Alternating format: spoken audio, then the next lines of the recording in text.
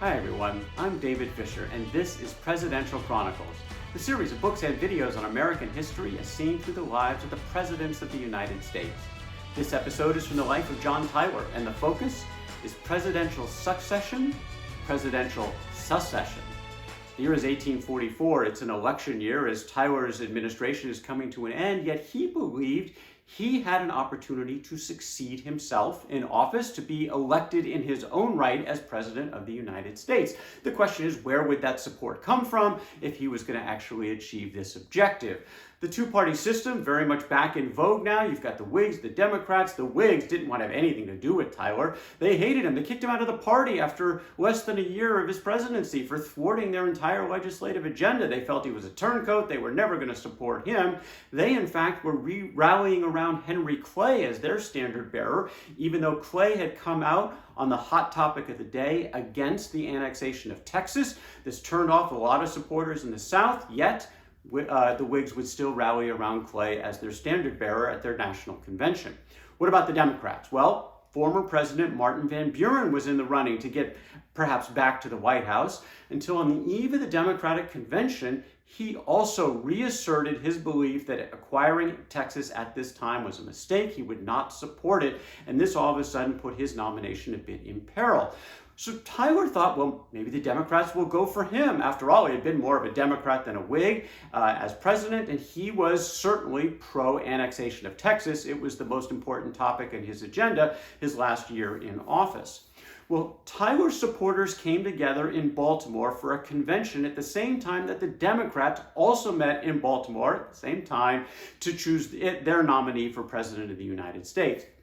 The Tyler Convention, as some called it, formally nominated Tyler to be their candidate, and he accepted that nomination. But really, all the eyes were on the Democrats. What were they going to do?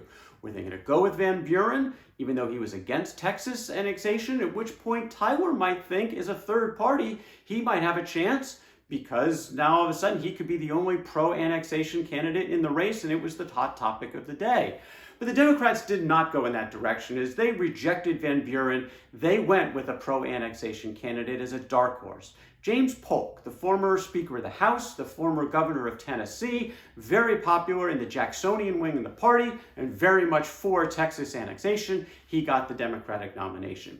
Now John Tyler was a problem for the Democrats, because if he stayed in the race and ran as a third party, all he was going to do was fundamentally take votes away from the Democrats and perhaps hand the Whigs and Henry Clay the election. So who did the Democrats turn to try to get Tyler to step down from the race?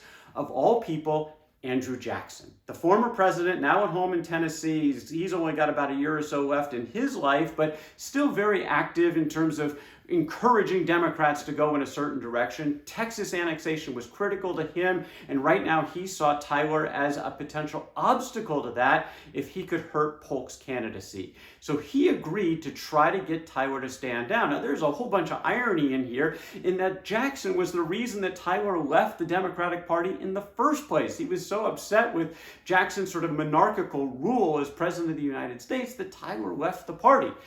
But he was still aligned with many of the ideals of Jackson. He actually still wanted Jackson to kind of respect him and like him. And so when Jackson wrote a couple of letters to friends, not directly to Tyler, but to friends, authorization to show to Tyler that he was so adamant that Tyler get out because the Whigs had to lose here. The Democrats had to win. They had to get Texas, and Polk was the best way to do that. Best answer is for John Tyler to get out of the race. And John Tyler agreed. He wrote Jackson a letter back that he said, "Your views as to the proper course for me to pursue in the present emergency of public affairs has decided me to withdraw from the canvass." A lot of irony in there in that Jackson was the one that convinced Tyler to get out of the race. Now, Tyler did have one request for Jackson. Can you please get these Democratic newspapers to stop saying such mean things about me all the time? That's essentially what he asked for. A little relief from public criticism. And sure enough, Jackson took that bait. He wrote off a few notes to some of these Democratic editors of the press organs that were so critical of Tyler, telling them, you know what? Tyler's going to get out of the race. If you just back off a little, Sure enough, they did. Tyler did get out of the race, and James Polk was elected President of the United States. March 4th, 1845, Tyler joined Polk on that ride from the White House to the Capitol, stayed for the inauguration ceremonies, and then he and Julia, the next town, left town for their new home.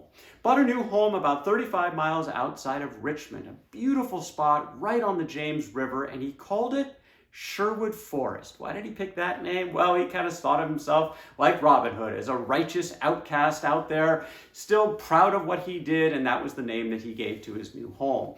He was ready to just be a gentleman farmer. He's 55 years old, ready to retire into the life of a Southern gentleman. They were going to grow corn as their crops. He had plenty of slaves, about 60 or 70 slaves to work those crops and work the land.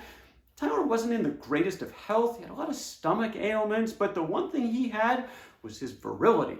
Nothing went wrong there. He and Julia, remember, they just got married the year before. She's 24 years old. He's 55. They would have 7 more children coming into the world throughout his life.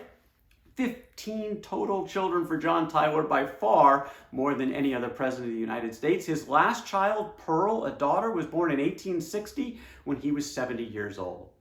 Tyler never stopped his relationship with his alma mater, William and Mary. He had served for many years as a member of the Board of Visitors, and in fact, right toward the end of his life, he was made chancellor of the institution for those last couple years of his life. In terms of politics, well, he mostly stayed out of sight, but very consistent in his belief system and what was going on at a time where the country continued to fracture over this topic of slavery expansion. As far as Tyler was concerned, he supported President Polk in his war with Mexico. He was steadfast against the Wilmot Proviso, which was a legislative amendment to try to keep slavery out of any territory acquired from Mexico, which turned out to be a lot of territory. That proviso never did pass, even though it was introduced several times.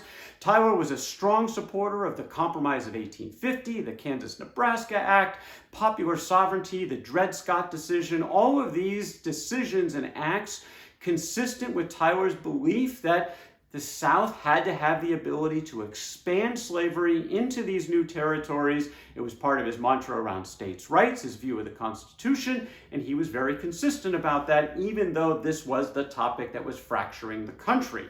The North had rallied around a new political party. They called themselves the Republicans, and they ran a candidate for president in 1856 who did not win. But by 1860, the Democrats were actually now fractured a bit geographically, and Abraham Lincoln, the candidate for the Republicans, looked like he had a chance to win, which caused Tyler great concern.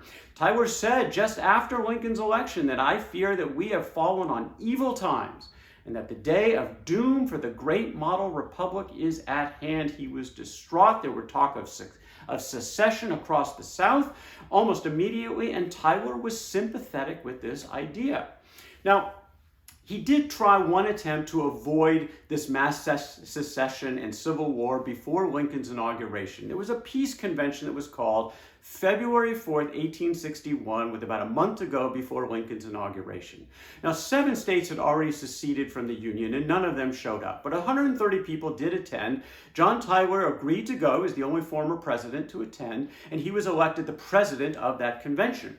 They met in Washington for about 2.5 weeks, and they considered several potential constitutional amendments that would try to avoid civil war, keep the country together. In the end, Tyler walked away. He didn't stick around for the end because he did not agree with the amendments that were being put forward, and it turned out neither did Congress. Some were suggested to Congress. Nothing was approved and did nothing to stop the civil war that was effectively going to take place once Lincoln got into office. At this point, Tyler became a full-fledged secessionist. Now, of American presidents, the only one who ever even flirted with the idea of secession was Thomas Jefferson. And Jefferson noted in the time of his nullification Kentucky resolution, when he was vice president of the United States, trying to declare a federal statute unconstitutional within the state of Kentucky. As part of his theory of nullification was some commentary about if that didn't work out, then secession, leaving the Union, might be possible. So he sort of flirted with it conceptually, but no American president did what John Tyler did, to become an absolute advocate and participant in the idea of leaving the American American Union, in this case taking his state of Virginia out of it. He was a strong supporter for secession when the state gathered together in convention, passed the resolution of secession 88-55. This was a moment where Tyler believed absolutely appropriate. He said to his wife Julia, "Well, my dearest one, Virginia has severed her connection with the northern hive of abolitionists and takes her stand as a sovereign and independent state, which decided to resume the powers she had granted to the federal government and to stand before the world clothed in the full vestments of sovereignty. The contest into which we enter is one full of peril." He knew this wasn't going to be easy. War was going to be necessary, but this was a Declaration of Independence moment in John Tyler's eyes. This was all the North's fault. The North were the ones who were refused to obey the Constitution. They were the ones who were refused to follow the fugitive slave law that had been passed in 1850, to refuse to adhere to the Dred Scott decision of the Supreme Court, to refuse to stand down in their illegal attempts to block slavery expansion.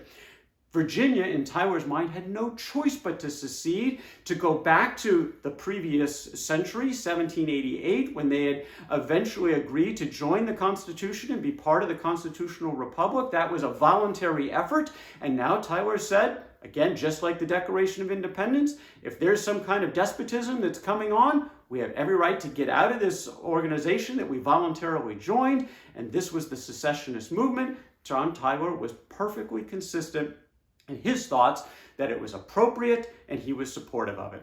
In fact, Tyler didn't just sit on the sidelines while this was all happening. He put out a notice that he would be willing to serve in a Confederate Congress. He put a note in the Richmond Daily Examiner.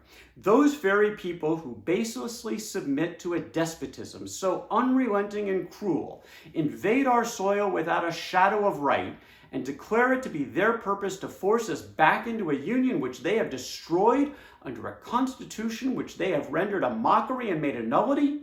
Surrounded thus and threatened thus, I hold it as an axiom that no man is at liberty to decline any position which the state or its people may, by their unsolicited suffrages, confer upon him." If they wanted him to serve in Congress in the Confederacy, he would be happy to do so. Well, he did serve immediately in the Provisional Congress of the Confederacy. He was then elected to the House of Representatives of the Confederacy, but he never actually served in the Confederate Congress when it came together in 1862 because he died before he could take his seat.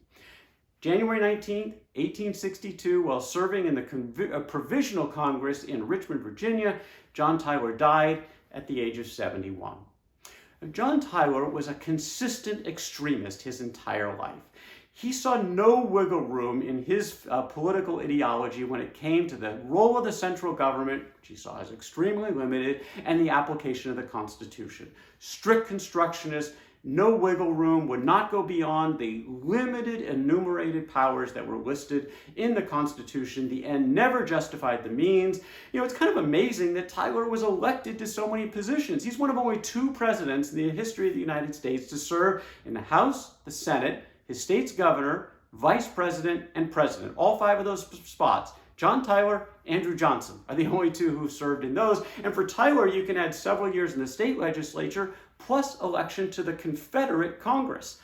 That's a pretty impressive political resume, even though John Tyler is mostly remembered as an obstructionist, getting in the way of things, using the Constitution to actually prevent progress. This is what he was more known for, along with his ultimate agreement to join the secessionist movement. But Tyler would have rejected any of those things as criticism. He was just following the letter of the law, the specific words of the Constitution, all the way to the point where he believed it was necessary for Virginia to leave the Union to try to keep those states' rights, true small r Republican individual liberty elements going. He had no second guesses, no second thoughts. He was perfectly consistent right to the very end in his service as President of the United States and beyond, including in a moment of secession. That is the life of John Tyler. Presidential succession, presidential secession from the life of John Tyler. For more Presidential Chronicles, check out my books on Amazon.com and don't forget to subscribe to my YouTube channel. Until next time, I'm David Fisher, and this is Presidential Chronicles.